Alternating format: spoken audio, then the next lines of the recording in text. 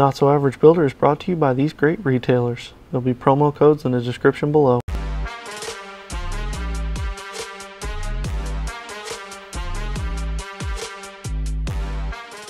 Today we're going to talk sanding. Now in last week's video I showed you how to gap fill using Tamiya putty or super glue or any other means. Well, this week we're going to talk about properly sanding those. And I get asked this question a lot: what do you need to sand with? Well, the question is, there are a ton of things. Now you can buy sticks from Amazon and they will do you. Don't get me wrong, I used these for a while. But as you can tell, this is a medium grit and this is a coarse. They're nowhere near what they used to be. Sanding sticks wear out.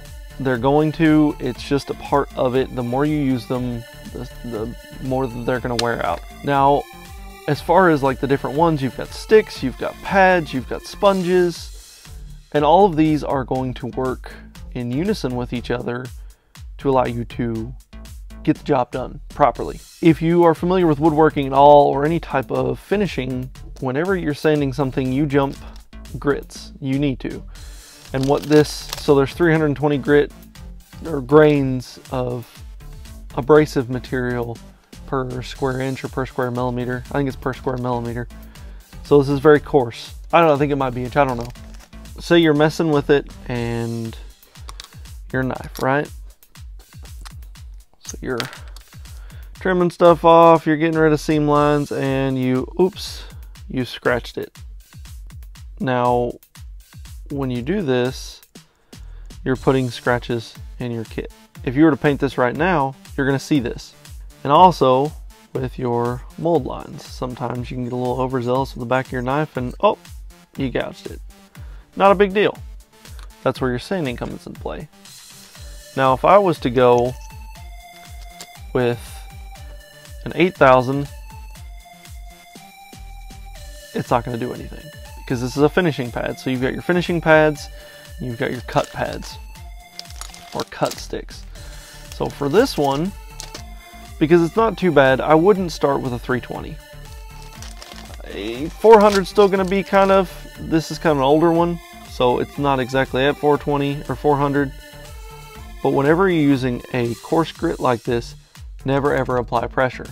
So you want to go smooth strokes, and all you're doing is scratching out the scratches that you made. Now if they're thicker scratches than what these are, then you go in with putty or super glue or something. Now let me show you what this does when you put too much pressure. Not only are you can't control it, but you're putting really, really deep scratches in there. And unless you've got a 500 and then a 600, you're never going to get these scratches out. So this is the proper side. You barely put any pressure. Now when you start getting to these higher grits, this is when you can start applying more pressure. Now you don't want to push down obviously, but you want to make sure that you get this thing kind of smooth. Fold it in half to get more leverage if you need to.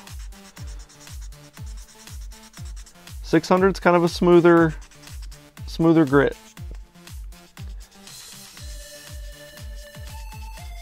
Keep going back and forth. The scratches are pretty much gone. Now there's new scratches that the 600 grit made. That's not a big deal. That's when 800 grit comes into play. And you always want to step up. I see too many people jumping way too much and they want to rely on gap filling or filling, and that does not get you anywhere. Now in hindsight, I probably wouldn't have ordered these. These are very tiny strips.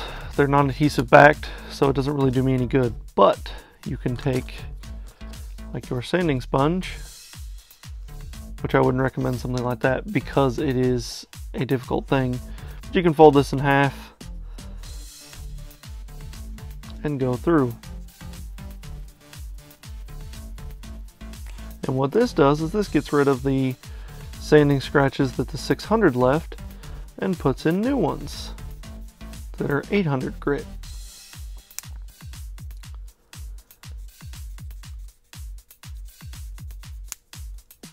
Alright, so it still looks foggy, the word that I'm trying to go with, but it looks a lot better than this side. All right. So your next step would be to get like a finishing pad. This is probably going to be 1000 grit, and this is going to be a lot higher. We're only going to use the 1000 grit side, but you're just going to want to buff this up a bit.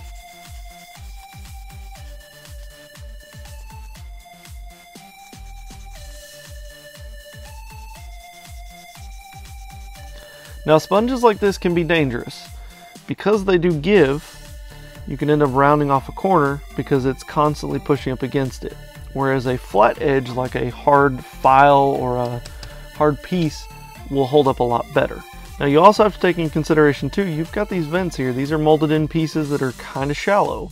So if you focus too much on your 400 grit, you can end up carving these pieces or sanding these pieces off, and then you're going to be really in for a big time. Either that or you're going to have to sand the other ones off as well and make some new ones. So go through. This is 1000 grit, and you can see all those scratches are pretty much gone. Now I'd say that this is probably 1500 maybe, so maybe we'll use this side. You want to go through and hit it. Doesn't have to be much, just enough. It's still a little cloudy, but it's smooth. Now, a lot of people don't have these. I picked these up at Hobbytown, USA many years ago. These are called Micromesh. So what these are micro abrasive finishing pads. So the first one's 3600, then you got 4000, 6000, 8,000, and then 12,000 grit. So what you would do is you would do these in succession, just like you do these. Now what do you do in a situation like this, where you've pushed too hard, you've potentially messed up your piece? Don't fear, it just takes a little longer. Same steps, you're just going to go a lot longer at it.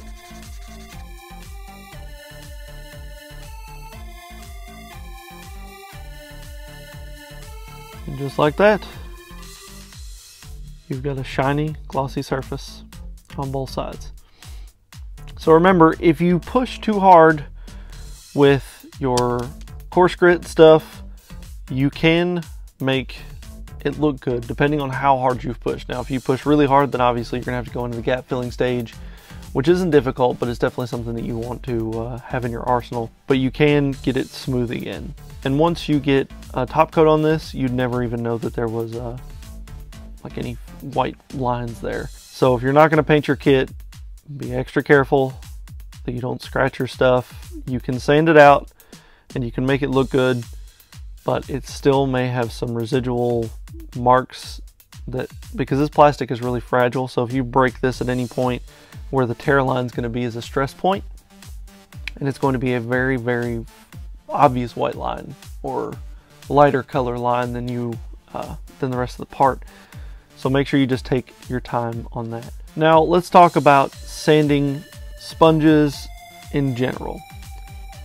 I've not found one brand that is better than the other. So I have God Hands, I don't remember what this brand is, and I also have Mr. Hobby. All of these are completely different companies, and they all seem to do really relatively the same thing. Just make sure you're re-upping your sanding stuff. Like for instance, I just got these 600s, and just in doing this kit, I'd probably be able to wash them, but I would say that with the sanding of these, they're pretty much done. So make sure that you're constantly re-upping your sanding stuff. Now if you're painting a kit, you're going to be going through sanding stuff. If you're just denubbing a kit for shelf presence and you're just going to matte coat it and whatever, you're only going to have to do this where your nubs and seam lines are. So it's not that big a deal. You wouldn't have to do this unless you caused an issue. But if you're going to paint it, you want the surface to be kind of porous. So 600 grit is a really good starting point for primer. Your primer will stick to this really well. So start with the 600 grit. But if you're just going to be denubbing your kits and matte coating them, or just denubbing them in general, this is the steps you need to go. Now this kit that I got off Amazon is not a bad kit. Don't get me wrong. But fine, extra fine, they don't really tell you grit, and I've kind of gone by grit. So coarse could be anywhere from 400 or from 200 to 300 or 400. Medium could be 400 to 600, and then fine, whatever. They don't do as well as I've noticed. The steps aren't there. They don't step up like sanding sticks should. Would I recommend these for somebody starting out? Absolutely, they will do wonderful for you. But if you're going to be sanding a whole kit, you will need to invest in some proper sanding stuff. And I will have links in the description below to all of these. I got all these from USA Gundam Store, including the balancer and razor kit. So any of these you can get from usagundamstore.com and use my promo code NOTSOAVERAGE. That'll be right there at the bottom of the screen. It gets you an extra 10% off. So these, the 300 grit, or the 320, the 400, these will last me quite a while because you don't really use these a lot. Now your finishers, like the 600, the 800, you will end up going through those a lot. So be prepared for that. It's going to happen. If you constantly are checking your sandpaper and swapping your sandpaper out, you'd be surprised how much extra work you have to put in when your sandpaper is dull. Like, I could run my finger on this just fine. It's not abrasive at all because I've worn it off. So I would have to work twice as hard to get this to work to my advantage. So what you want to do is you want to constantly change your sandpaper out. Sanding sponges like this, because they are made on there, usually, not always, but usually you can rinse these out with warm water and some soap, some hand soap. It'll get all the stuff out of the pores, and they'll at least kind of limp it along a little bit longer. And that's probably what I'm going to do to these until I can get more.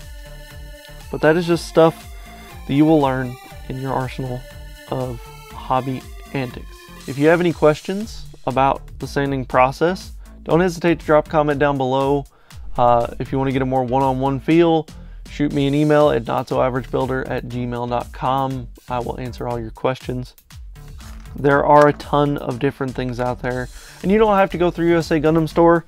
You can get these or a lot of different sanding materials on Amazon or other sites. You don't have to go through USA Gundam Store.